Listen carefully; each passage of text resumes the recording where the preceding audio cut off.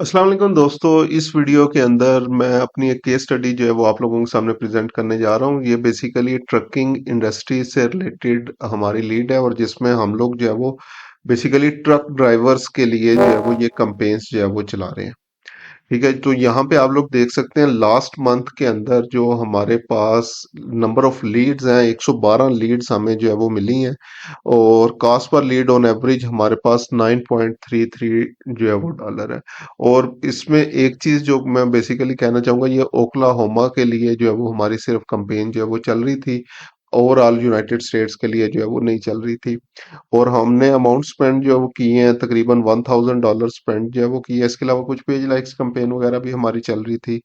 और अगर मैं इस मंथ की जो है वो बात करूं, दिस मंथ के ऊपर जो है वो अगर हम लोग चलें तो यहाँ पे भी हमने $47 लीड्स हमें मिली हैं। $8 कॉस्ट पर लीड है और $376 हमने इसके ऊपर स्पेंड किया है। और अभी राइट नाउ हम लोगों ने जो है वो कंपेन्स जो है वो इसकी ऑफ जो है वो कर दी हैं फॉर सम रीजन, क्योंकि जो ऑलरेडी हमारे पास जो है वो लीड्स आई हैं उनके ऊपर क्लाइंट जो है वो वर्किंग कर रहे हैं। और उसके बाद फिर दोबारा से जो है वो ये हमारे पास एक्टिव हो जाएंगी।